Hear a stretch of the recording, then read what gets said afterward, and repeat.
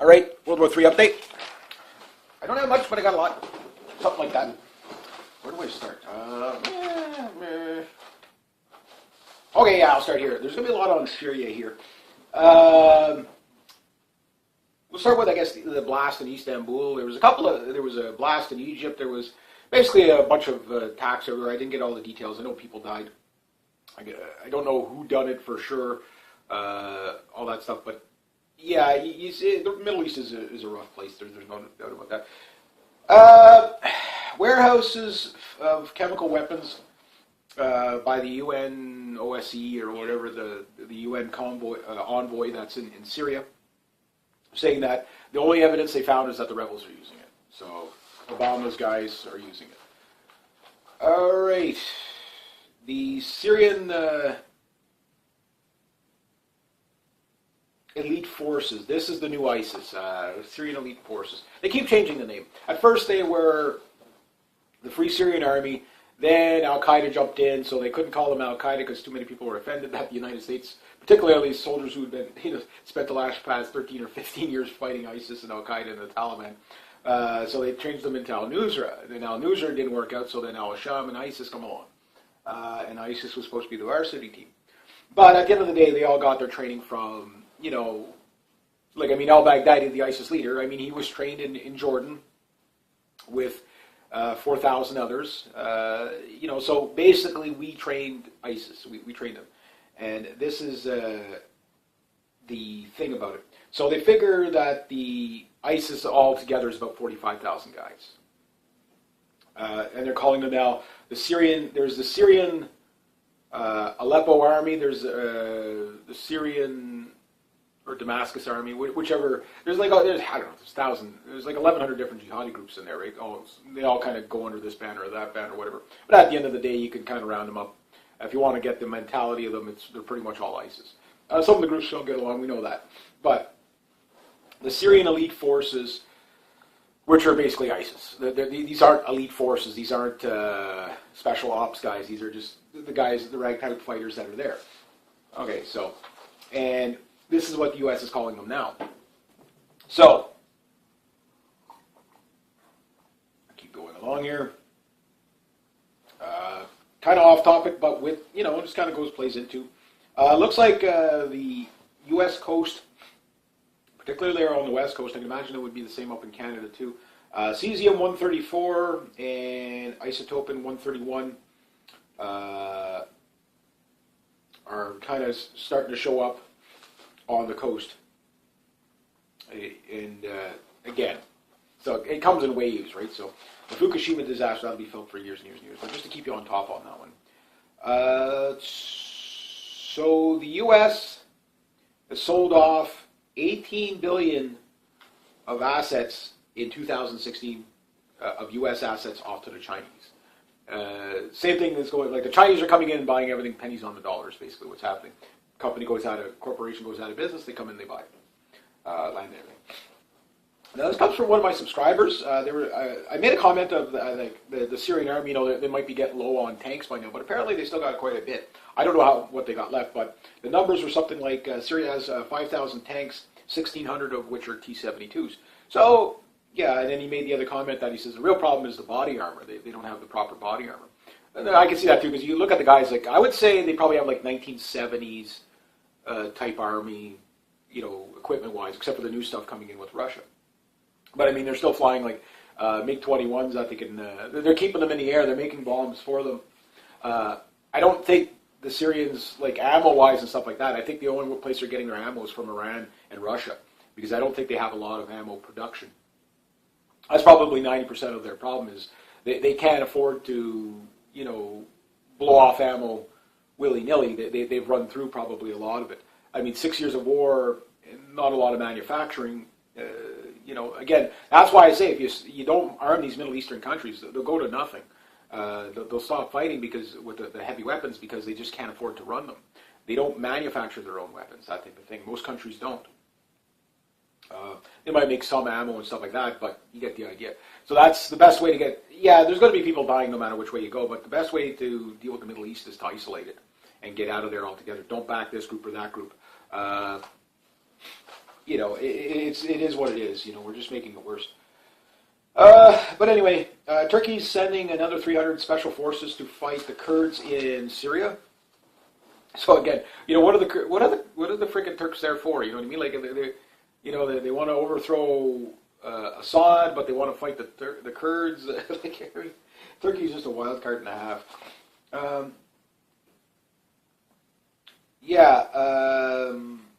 Battlefield nukes. I'm going to talk about battlefield nukes. There was I was listening to SGT report, and one guy was saying that the 9/11 was a battlefield nuke used on the Twin Towers.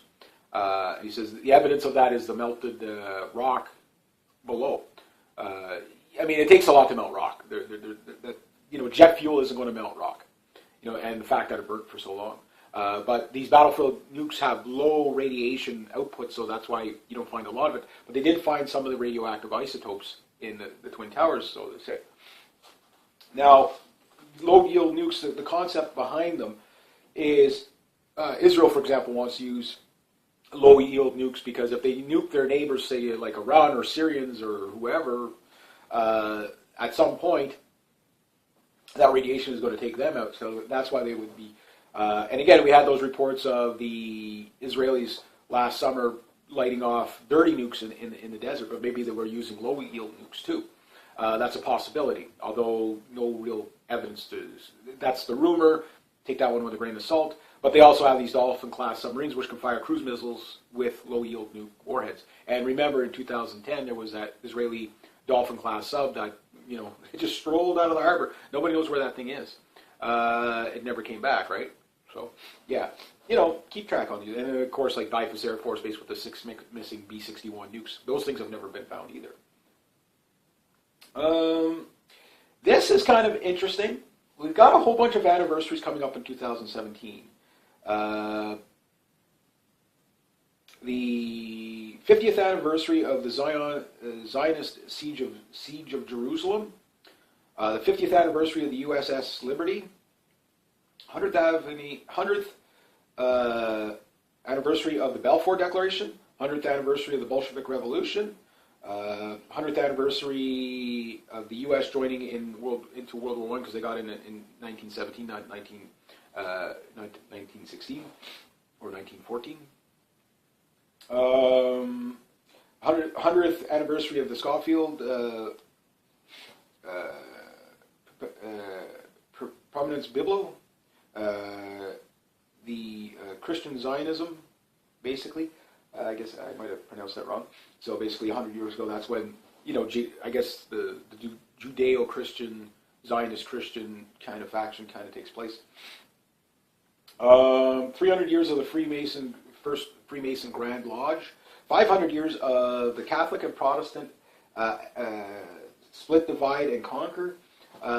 Look, we've seen the Pope, getting, meeting with the guy from Russia there, the Orthodox guy from Russia. So, so for 2017, all this stuff links to the Rothschilds. So, again, Let the World Burn in 2017, Economist Magazine has, with these Illuminati cards or whatever, the Economist Magazine for 2017, with his Rothschild own, is showing the nuke death card on there. And, a lot of people spend a lot of time trying to decode these Economist Magazine covers, right? The thing about that is that the Rothschild 2018 One World Currency, a phoenix rising from the ashes. So something horrible might happen. I'm going to get to Antarctica. There's something going on in Antarctica. Antarctica is a strange place to begin with, but I think there's something more going on there. Turkey's dissolving migrant camps, which is relating, setting out more flooding of migrants into Europe. The CIA say the elections are hacked, and we're going to get the elections hacking. Okay, I'm going to talk about it. I'm going to smoke my fire. It's getting cold in here. I don't know, the fire just won't go today. I think the 2 blocks of wood I threw in there are a little bit on the damp side. So anyway, so the CIA, they're coming out now. Remember, there were 50 CIA agents coming out there saying if Trump won, it would be bad for the nation, yada yada yada, all these all these things. This is the same group. I'm pretty sure. What the hell? You should be burning by now. I'm gonna make you burn. That's it. This is the same group that there are weapons of mass destruction in Iraq. That kind of thing. Same group. So Donald Trump basically is calling these goon bags out. And you can clearly see what they're doing is a hit piece on Donald Trump all the time, every day in the news. Like there's just not one good thing they're saying about Donald Trump at all. I mean, Obama can do no wrong and Donald Trump can do no right. Like there we go. That's fire. That's how we do it. And the problem you have with that is that it just shows how biased the reporting is, but it also shows that there's definitely a plan here that we're not a part of, that they really want this election to sway back. Get damp in here. So the CIA is basically that part of the CIA that's doing this, saying that Russia hacked the elections, and because they hacked the elections, the Electoral College, they need something like 27 Electoral College votes to flip in order to steal the election from Trump. They're still trying to steal the fucking election from Trump. Sorry for the language, but they're actually making a push on that. So you have 37 Electoral College people asking for the evidence from the CIA, which I'm sure they got no evidence. So you have CIA guys out there saying, no, Donald Trump is wrong. He's, he doesn't know what he's talking about. And, this is the first in history. You never see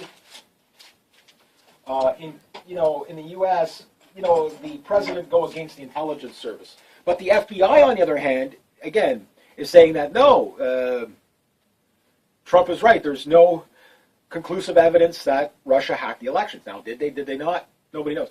But John Bolton, I think I have him. Yeah, John Bolton. This is very important. Now, this guy, he's pretty prominent. Now, he chose his words extremely carefully, if you see the little interview, about the election possibly being a false flag. And what John Bolton said, he goes, it doesn't make any sense. He goes, you're telling me the elite Russian hacker forces are going to go after Hillary Clinton's emails, right? And expose us with, they say WikiLeaks is affiliated with Russia. I don't know. They possibly could be. They could be. We don't know. WikiLeaks, of course, they deny it, but, we don't know. It does benefit Russia. This does benefit Russia. But it's like I've been saying all along for a good while now, that Russia's in a unique position where all they got to do to make the U.S. look bad is tell the truth, which, is what it is, right? So it doesn't mean the Russians are the good guys. But that said, it also doesn't mean that they're, right now, McCarthyism couldn't have been this bad. You know what I mean? Like, they had the Red Scare, sure, but nothing like today. Like today, it's Russia. If you burnt your toast this morning, Russia did it, right? You even have Democrats coming out saying, look, Hillary, you lost the election because your policies were bad. And probably, she lost the election for a lot of reasons. But not because the Russians did it, not because, neo-Nazi alt-righters or whatever, whatever she's blaming it on. It's just getting to the point of absurdity. But remember, these are crazy people that we're talking. These are psychopaths. They might speak rationally and stuff like that, but these are truly psychopathic people. They won't stop. I don't think they can stop. So I remember I said a couple of weeks ago that if they steal this election, we could have war by Christmas. It's a possibility. Like, I hate to say it, but it's a possibility. The craziness is just beyond belief. But anyway, let's get back to John Bolton. He goes, look, it doesn't make sense that Russia uses its elite hackers against Hillary Clinton to hack her email, okay, and then against Donald Trump to help him win the election. They use, their low-level hackers. And let's think of hacking. If hacking was so easy to figure out where it was coming from, state actors, stuff like that, and you could figure it out like that, then there'd be no spam, right? So a government that's going to hack your it just makes no sense, because they would cover every trail. You'd be looking for them for years, let alone months, to try to figure out who did it. So usually when the CIA comes out with, it was these guys making, North Korea did it, it was these guys, and they figured out right that day then you got to take that with a grain of salt. I'm not saying they're wrong, but it makes no sense. It makes no sense, because the other guys, they don't want you to know it. Now, mind you, there could be a double play here. Why? It's like, okay, let's make them know that we did it, tell people to do that, and then people will think, wow, that doesn't make sense, because it doesn't.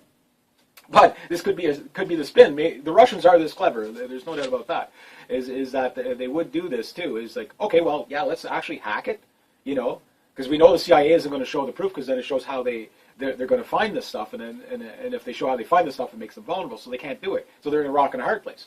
So then, the CIA is like, no, we're telling you the truth, and maybe they are, and you can't do nothing about it because a drier block of wood on there, I guess. I can still hear that other 2 blocks of wood sizzling, so I guess it must be kind of waterlogged a bit. Some of the stuff on the first pile here is kind of still a little bit. Should be dry by now. I mean, it's dry, like physically dry, but internally it's, that first row is always the one that takes the longest to burn up. All right, anyway, there we go. Get some warmth in the darn house. As soon as you get a bit of cold, you get this one. But anyway, yeah, so, but there is a good point there that John Bolton makes. It wouldn't make sense for them to use their best hackers against Hillary and the mediocre hackers to, rig against the election, right? That would make no sense at all. Because think of the ability you would need to hack the election. And how do you hack paper ballots, right? To cut my head. So, yeah, this is what people are looking at, and it is making the CIA look like a joke, especially if the FBI is coming out there saying, no, we have access to similar information. There's nothing, we've looked into this, we cannot find proof of, the Russians hacking. So this, and we know the CIA, weapons of mass destruction. This is the same, this is one thing Donald Trump, which is good on Donald Trump, because anybody that's paying along, like the average person that's still asleep, which is not going to happen for too much longer, because it's just like it gets to the point where the fake news, so to speak, there is fake news out there. There's no doubt about that. Some people might even consider what I do fake news. But I'm talking about events that are going on. You draw your own conclusion. That's reporting. And we can analyze it, and we can speculate to a degree, but until we see what happens, we don't know what happens, right? So the thing with what John Bolton's saying is, I think these are the guys that are, again, love them or hate them, they're at the top. They know who's who. They know what's going on, and they know that not all as it seems, and not everybody's telling the truth. And we know, I mean, it's pretty much open that they want to go to war with Iran. This is what worries me about Trump is, I don't think Trump will go to war with Iran for the sake of going to war with Iran. I think he'll be duped into it. George Bush wasn't really duped into going to war with Iraq. I mean, he wanted to finish his daddy's war, right? So that wasn't a hard arm to twist. So come up with an excuse. Weapons of mass destruction. And George Bush's official, again, exact words, when they say, well, we couldn't find weapons of mass destruction. Oops, my bad. You just killed 1.5 million people plus thousands of your own over a lie. And oops, my bad. Look at Tony Blair. They're still trying to get... These people are kind of tarred and feathered to a degree, but they do belong in jail. The reason why they belong in jail, well, here's what I would suggest, because this evil has to stop somewhere. What needs to happen is they need to go to a court of law. A day in court, find them guilty if you can get them. I mean, with George Bush, it's very easy to get. And the people, the Dick Cheneys and the Rumsfelds and all these other guys, they can get these guys. This idea that, but the thing is I think it's the citizenry that has to do it, because the law enforcement military are just not stepping up. It's like, okay, well, they can take the investigation. Okay, well, we find this elite guilty, but we're not going to put them in jail because we don't think they had malice intent, such as Hillary Clinton. Meanwhile, if it was anybody else, they would be in jail for the rest of their natural lives. So it's like, at some point, if rule of law isn't restored from within, it was like, well, we can go this far, but the FBI director says, no, you can't investigate that anymore. Well, I think you need to start with him. Why is he saying? It's the same with the Pizzagate thing. Okay, Pizzagate. I haven't seen conclusive evidence either. I haven't seen. Everything is circumstantial at this point. And on top of that, nobody has come forward. So okay, but when you look at all the things presented, there's definitely more than enough to warrant investigation by officials. There's definitely these pedophile rings, and some of these people, like the island. That whatchamacallem, Bill Clinton went to 23, 24 times, whatever it was, and Hillary Clinton used, these people go back, a guy who actually has been convicted of pedophilia. This is who these people run in circles with. It's definitely warranted. No takers. Oh, no, it's just fake news. No takers. So right now there's probably children being brutalized, and they're going to probably, like the comic ping pong place, trust me, they're never going to bring another child back there again. They're under a microscope. There's citizen journalists out there. They're just going to move the location. Now we can't find them. Why? Because law enforcement, the brave law enforcement didn't do anything. Where are they? Get on it. Fuck, give me the badge. If they were to deputize me in one night, the amount of people I would be going after, one charge, crimes against humanity, easy to prove. George Soros, start with him. Henry Kissinger, start with him. Gulf of Tonkin incident, 58,000 Americans died, million plus Viet Cong died. I'm not saying the Viet Cong regime was good, but you got to war on a lie. Sarajevo for the Clintons, that type of thing. Oh, Milosevic, that type of thing. But, it was that war didn't need to happen. That killed a lot of innocent people for regime change, right? So, good or bad. Milosevic wasn't a good guy, but, they could have taken a peacekeeper approach to it rather than picking sides. Obama, Clinton with Libya, overthrowing Libya, creating ISIS. Even if you want to say it's negligent homicide, negligent mass genocide, whatever you want to, it doesn't matter. It's still crimes against humanity. Almost 1 million people have died, close to 500,000 people have died in Syria because of regime change, because of the Greater Israel Project. You have to keep bringing that up. The Samson Option, the Greater Israel Project, once you understand, and the petrodollar, you understand these three things, you'll understand what's going on. The regime change, John McCain and his good buddies, the Free Syrian Army. Al-Baghdadi is his good, close buddy. These are his words. He armed these people. You armed terrorists, you are a terrorist. All these CIA directors that armed terrorists, they are terrorists. They need to be held accountable. And until these people get held accountable, because at the rate we're going, like things have actually seemed to be getting more crazy than not. I can't even believe the stuff I'm reporting on. I really can't. I'm like, really? That really happened? What? Really? Anyway. So you have 10 electoral college people that want the CIA proof. Now it's up to 37. That type of thing.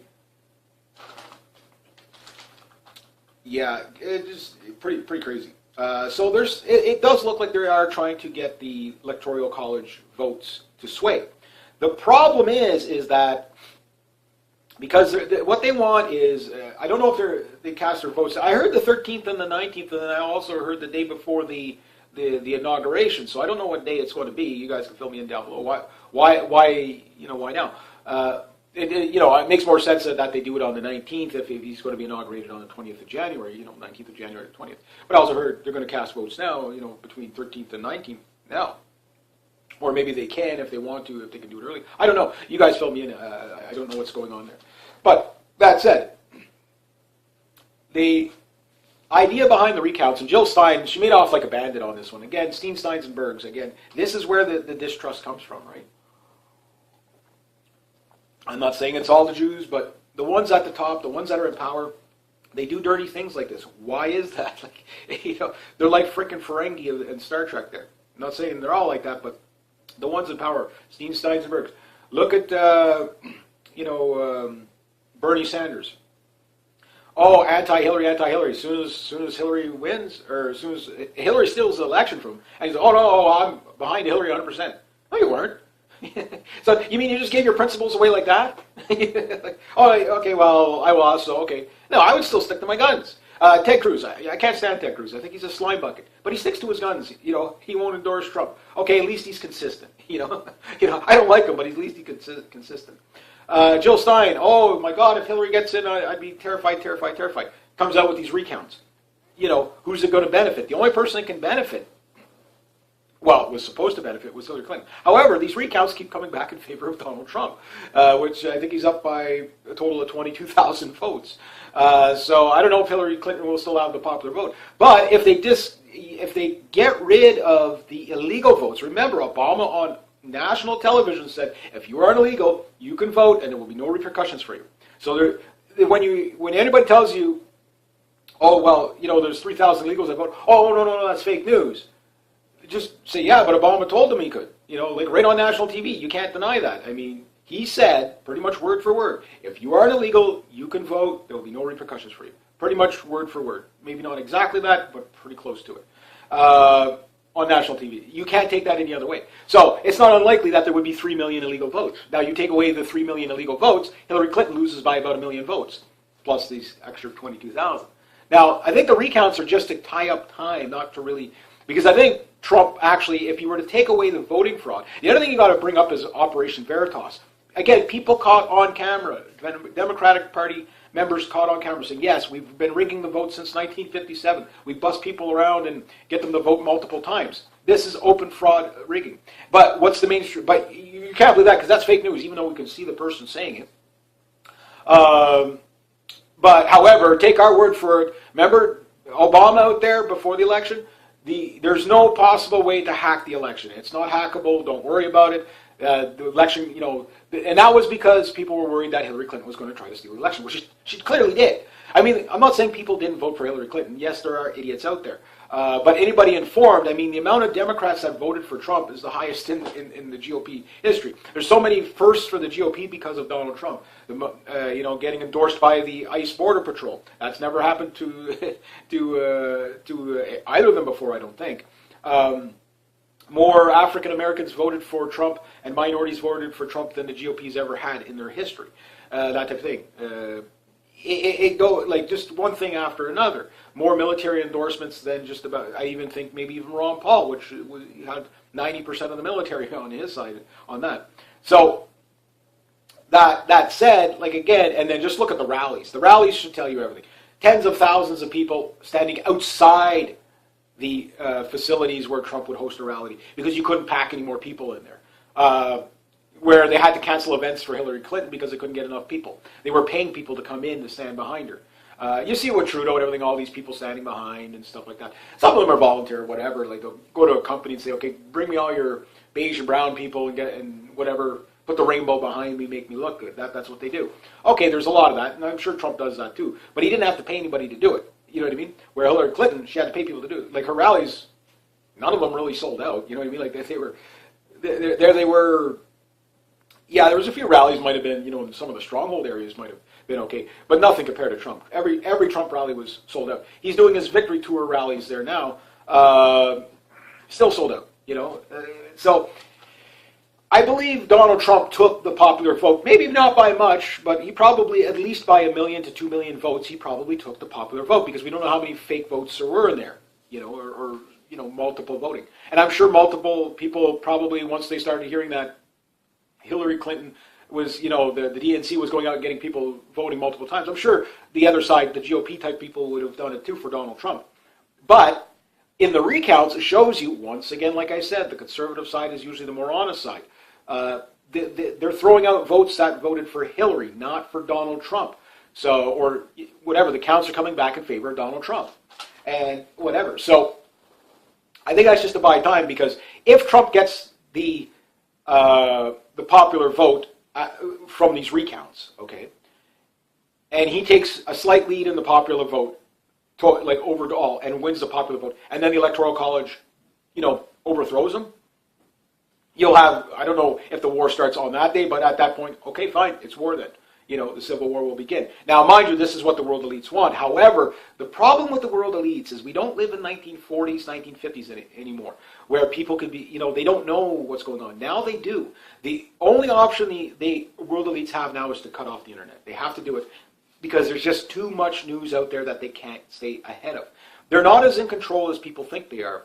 They're always trying to revamp and try to get ahead of it. Yes, they have algorithms, they have this, they have that, but that stuff is so fragile, it's not funny.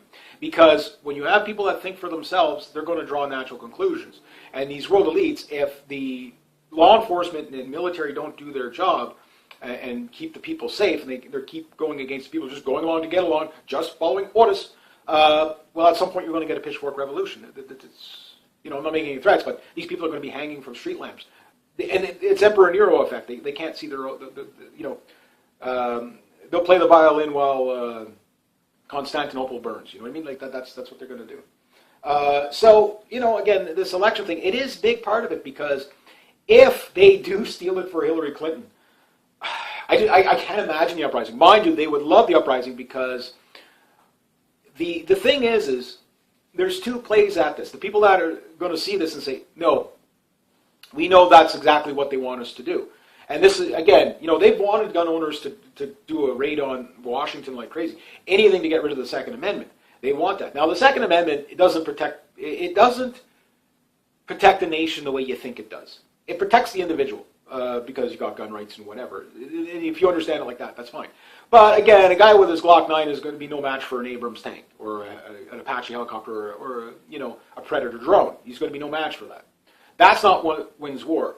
What wins wars in civil wars and populist uprisings is your ex-law enforcement, military, even some active duty ones that switch sides.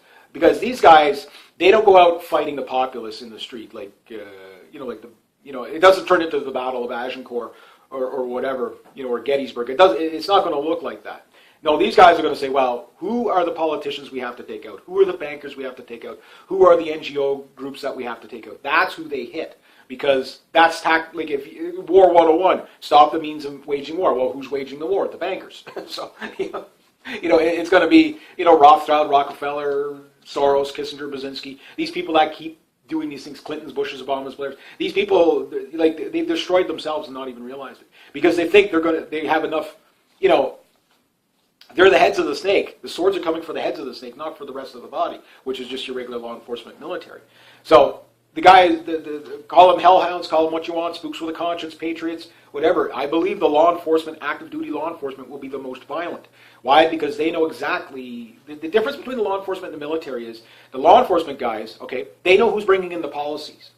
You know what I mean? They know what the meetings are behind the closed doors. They might not know exactly what's said behind the closed doors, but they know with the FBI director, well, he met with this guy, this guy, this guy, this guy, and as soon as they met with that, something in the world changed, and it wasn't for the better. So I'm going to put those guys on the list and their families. And then, it turns into a shit show from there. And then you get vigilantism all over the place. And again, I never call for violence. This is why I'm always screaming, arrest the world elites. I know some of them are going to get off, but again,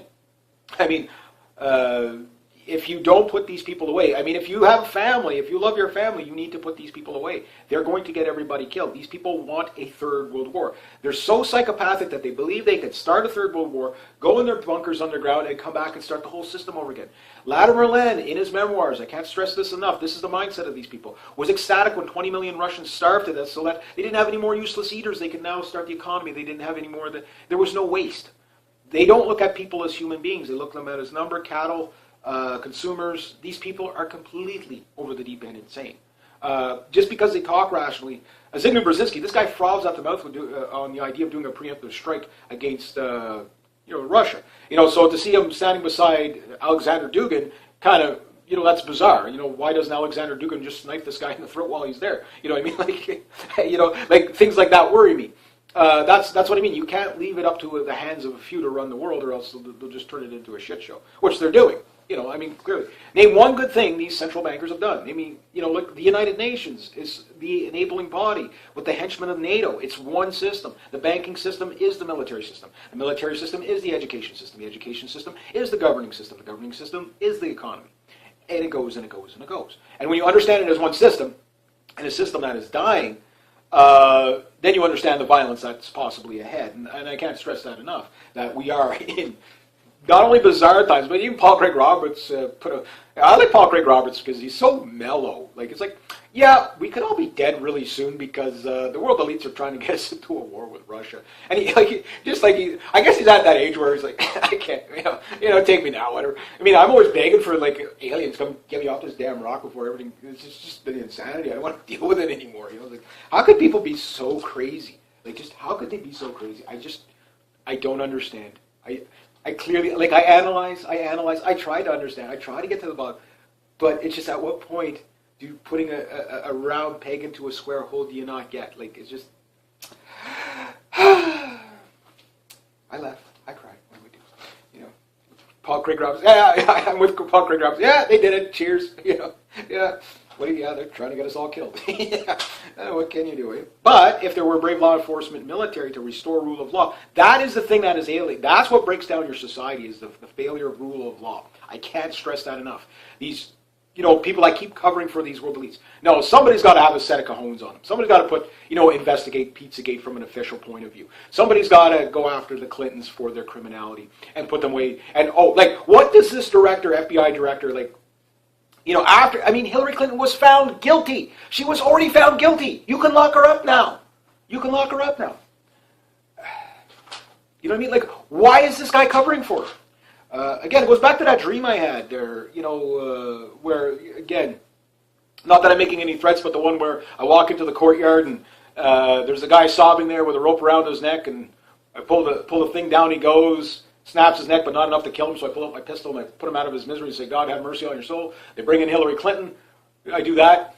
I unchamber the round and say, suffer in hell, bitch, because she's sitting there gaggling on the ground with a half-broken neck. And then I look over and I see George Soros, and unfortunately I woke up at that point. It was one of the best dreams I had, I swear to God. Like, most people are mortified and more. Like, again, I never call for violence on people, but it's like, I could see this coming. Who are those people going to be hanging at the next Nuremberg trials? It's going to be the people like your director Comey's. These are the people that are going to be put up against the wall and shot by patriots. There is no doubt about that. There won't be much of a trial, and I don't want to see that. I want to see restore rule of law. Yes, it's going to get rough, but we have to go after the George Soroses, the Henry Kissingers, Rothschilds, Rockefellers. Every single last one of them. Hunt them to the ends of the earth. That type of thing. The alternative is death. You know what I mean? All right. The U.S. is warning that there's a U.S. general warning about North Korea and its nuclear program, that they are now being able to put small mini nukes, tactical nukes, on Scud launchers, which have a range of about 110 miles. Again, North Korea is a long way from conquering the world. But to South Korea, yes, a 110-mile range on a Scud launcher is dangerous enough. A nuclear-tipped Scud launcher, well, back to adds fuel to the fire. Definitely something terrifying there.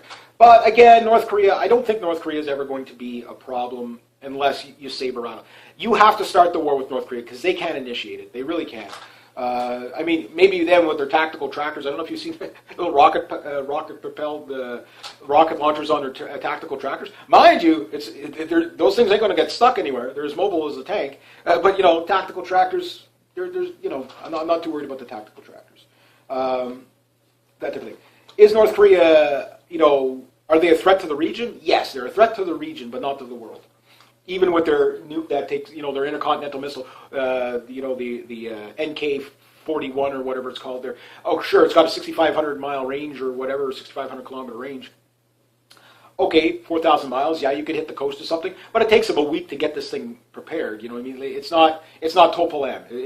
When they got Topol M's in North Korea, that's when we worried. And even the Russians aren't stupid enough to sell Topol M's to North Korea. Like the Russians will sell weapons to anybody, but it's like we'll sell to Middle Eastern terrorists. We'll sell to Chechens. Yeah, we'll sell Chechens. Yeah, we know they're a little unstable sometimes. Okay, Chimoy, Okay, we'll sell to Venezuela. Venezuela right now they've got 500% inflation. They need weapons anyway because to counter the inflation.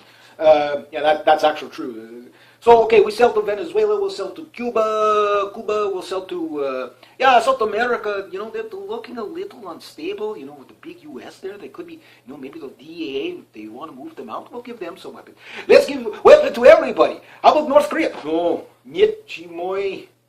No, niet, not North Korea. The guy's a little crazy over there. He had too much vodka in his breakfast. That's what's going on there. Anyway. Okay, the battle for Aleppo. So the battle for Aleppo. Okay. Did Assad, remember Assad said a couple of weeks ago, or a couple of months ago, I guess now, he said Aleppo will fall by around Christmas time, within 2 months. He says, the Syrian war is coming to a close. Well, do they have Aleppo? Do they not have Aleppo? Right now, the Russians are saying the battle for Aleppo is pretty much all but over. So, in that case, Aleppo has been retaken by the Syrian Arab Army and the Desert Hawks, and I forget the other brigade. And they're now got the Russians were going to send in buses, as of the making of this video, 5 o'clock this morning, to get people out, but a few airstrikes are going on. There is something like about a 10-block radius or whatever, a couple of block radius of holdouts, ISIS guys or whatever, Syrian Arab Army or Free Syrian Army or whatever, that are still in there. These people are shooting people leaving, so I guess they're going to finish these guys off. Obviously, in Assad, even though Assad didn't make this agreement, this was made with the Iranians. The amnesty was made with the Iranians and the Russians, which the Russians and the Iranians said, yeah, we'll get the people out of there, no problem. Battle of Aleppo is pretty much done anyway.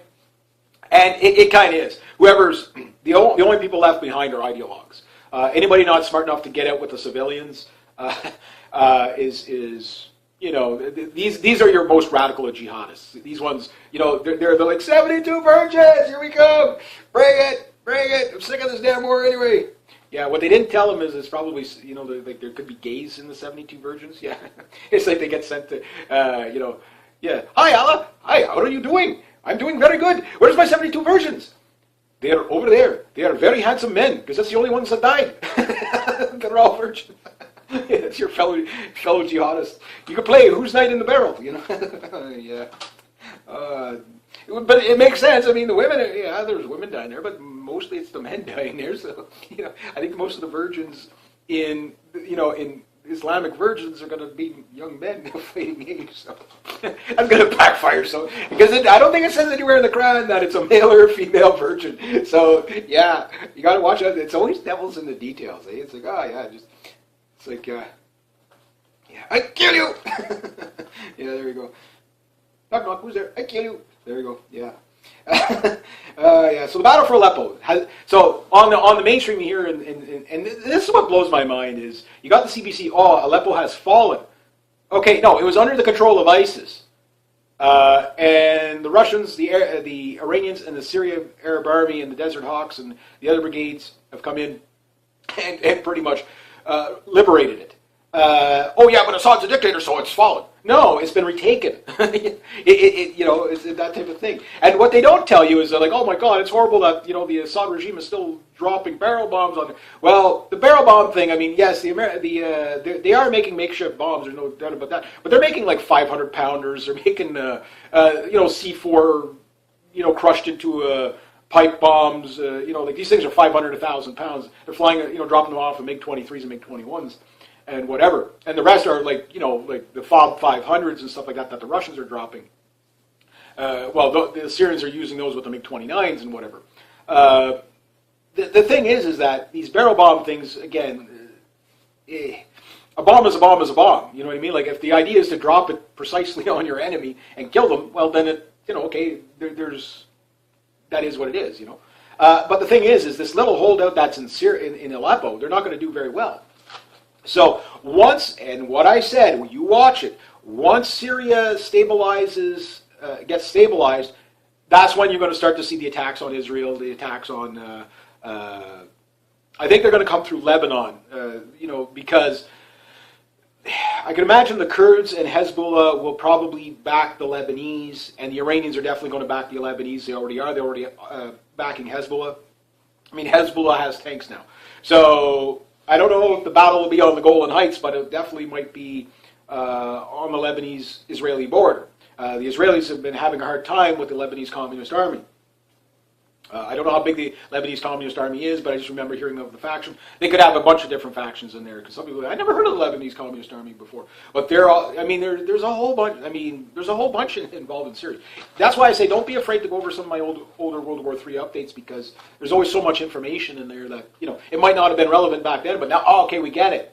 All the Syrians that went to Russia for a year, they come back. They're trained into super soldiers. They're basically Syrian Spetsnaz. You know what I mean? Like they're getting pretty good at what they're doing. Now, here's the thing: as Aleppo is retaken, Palmyra once again has fallen to ISIS. And the thing, what's going on with Palmyra is the one thing Assad said. He goes like, if they're there and they're not blowing stuff up, he goes, well, we can wait them out because we don't want to destroy thousands of years old. Again, how much of our human history has been lost because of wars like this? But we've never seen wars like this before.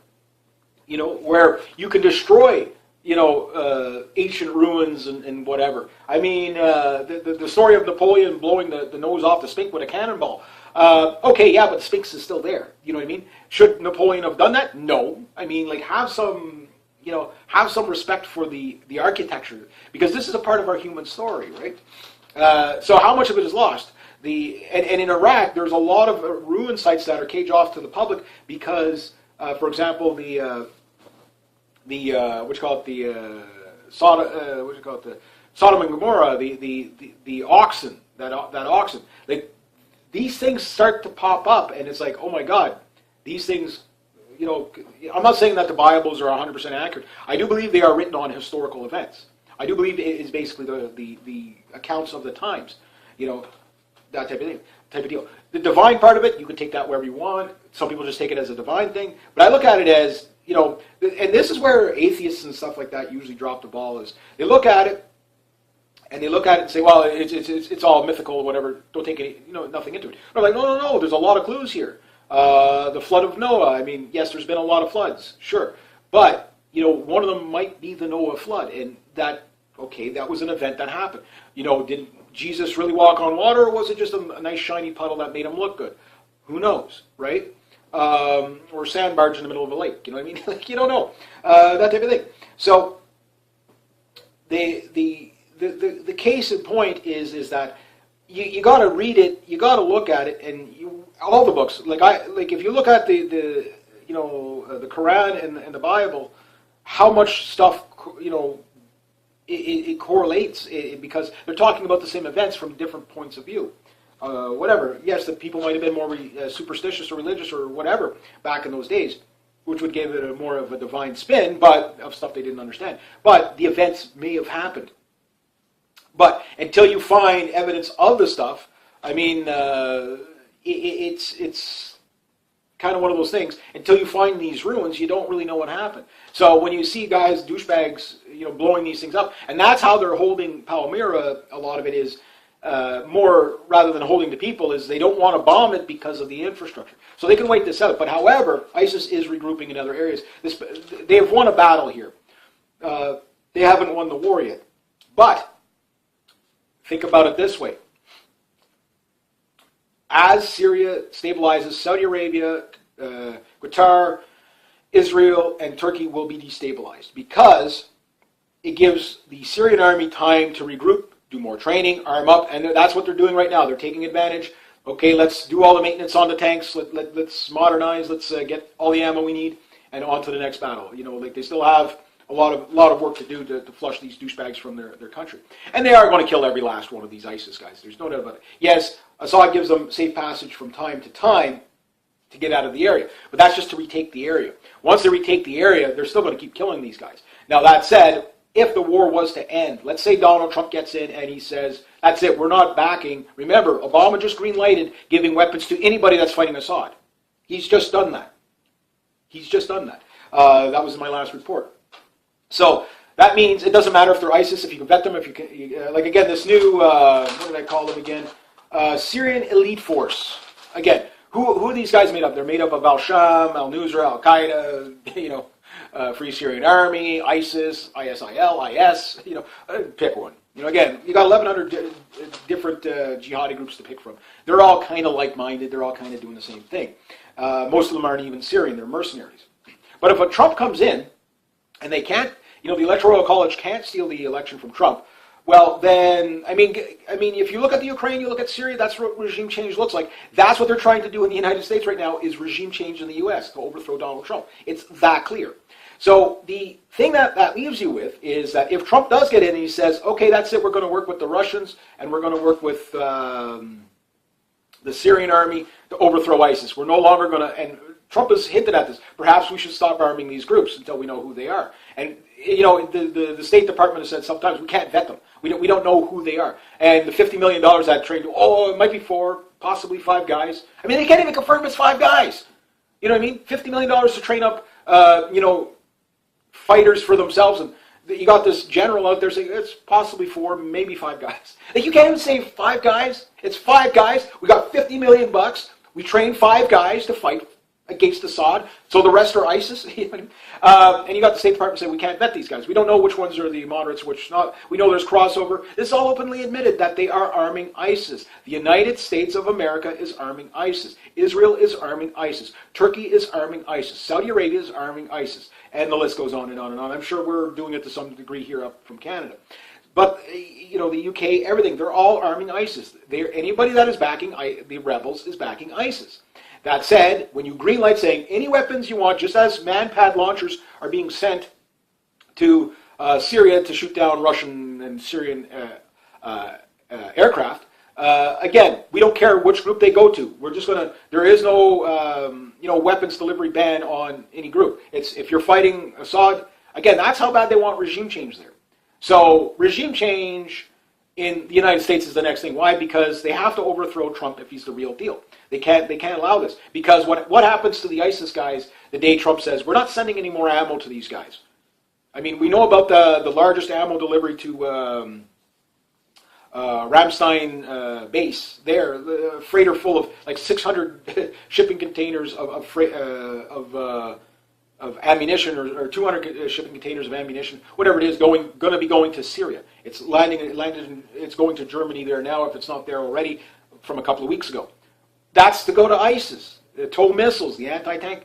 Again, why would you, like, Assad's so bad, chemical weapons, but the only people they ever find using chemical weapons is the US-backed ISIS guys. So I think, and again, I'm not bashing on, because I know I have a lot of American viewers, so I'm not bashing on the American public. I know the American public doesn't want this. But this shows you how corrupt the government is, how crazy they are. These people will do anything to get us into a war. So the next stage, if Assad stabilizes Syria, and I believe they will, if they can take Aleppo, they can take the rest of they'll take Damascus, they'll take, they'll take all the provinces. And then once that happens, I have no doubt the Syrians will probably work with the Iraqis in Iraq, and at that point, then the U.S. regime change is done, and Iran will become a real superpower in the Middle East. Israel is going to be really screwed, but you reap what you sow. If you arm all these jihadi groups to balkanize for the Greater Israel Project, that's what's going to happen. You reap what you sow. You created all this destabilization using U.S. foreign policy, it's going to come back to you. If you can't play well in the sandbox with others, that's not our problem. And I think that's what's really going to come down to. But anyway, I got to leave it at that. So if you like this kind of content, please consider making a donation. Channel links down below. Thank you so much to everybody who has. Next time, rate, subscribe, share, comment, like. Be true to yourself. Be true to others. Always do the right thing, and have yourselves a great day. Good day, and welcome. Check out my hat. There you go. All right, World War III update. I don't have much, but I got a lot. Something like that. Where do I start? Okay, yeah, I'll start here. There's going to be a lot on Syria here. We'll start with, I guess, the blast in Istanbul. There was a blast in Egypt. There was basically a bunch of attacks everywhere. I didn't get all the details. I know people died. I don't know who done it for sure, all that stuff. But yeah, you see, the Middle East is a rough place. There's no doubt about that. Warehouses of chemical weapons by the UN OSCE or whatever, the UN envoy that's in Syria, saying that the only evidence they found is that the rebels are using it. So Obama's guys are using it. All right. The Syrian elite forces. This is the new ISIS, the Syrian elite forces. They keep changing the name. At first they were the Free Syrian Army. Then Al-Qaeda jumped in, so they couldn't call them Al-Qaeda because too many people were offended that the United States, particularly soldiers who had been, spent the past 13 or 15 years fighting ISIS and Al-Qaeda and the Taliban. So they changed them into Al-Nusra. Then Al-Nusra didn't work out, so then Al-Sham and ISIS come along. And ISIS was supposed to be the varsity team. But at the end of the day, they all got their training from, al-Baghdadi, the ISIS leader. I mean, he was trained in Jordan with 4,000 others. So basically we trained ISIS. We trained them. And this is the thing about it. So they figure that the ISIS altogether is about 45,000 guys. And they're calling them now there's the Syrian Aleppo army, there's the Syrian or Damascus army, whichever. There's like 1,100 different jihadi groups in there, right? They all kind of go under this banner or that banner or whatever. But at the end of the day, you can kind of round them up. If you want to get the mentality of them, they're pretty much all ISIS. Some of the groups don't get along, we know that. But the Syrian elite forces, which are basically ISIS. These aren't elite forces. These aren't special ops guys. These are just the guys, the ragtag fighters that are there. Okay, so, and this is what the U.S. is calling them now. So, I keep going along here. Kind of off topic, but with, it just kind of plays into. Looks like the U.S. coast, particularly there on the West Coast, I can imagine it would be the same up in Canada too.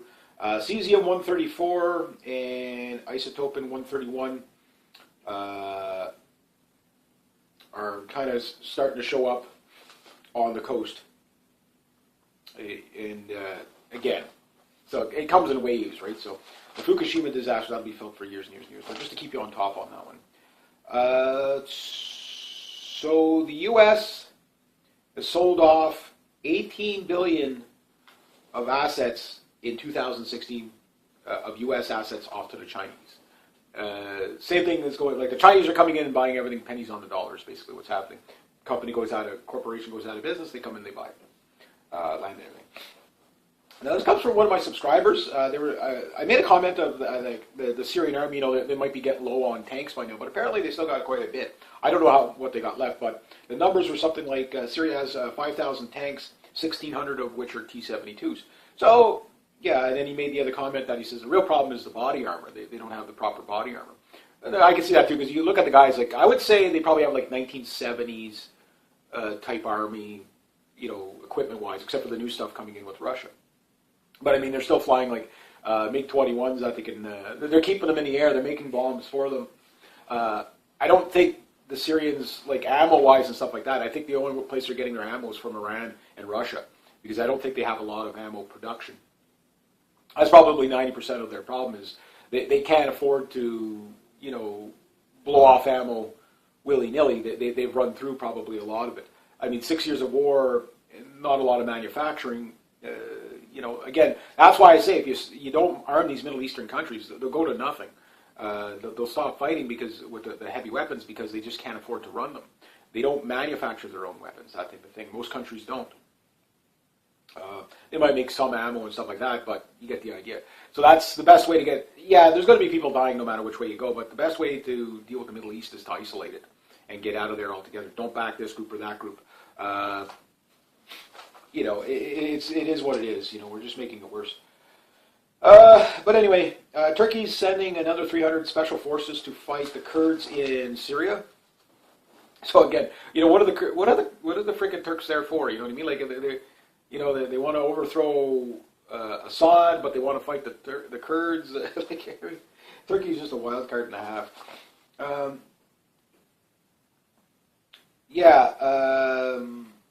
Battlefield nukes.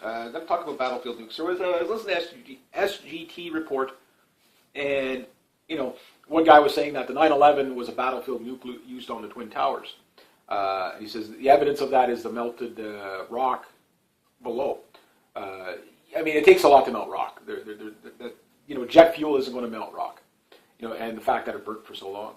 But these battlefield nukes have low radiation output, so that's why you don't find a lot of it. But they did find some of the radioactive isotopes in the Twin Towers, so they say.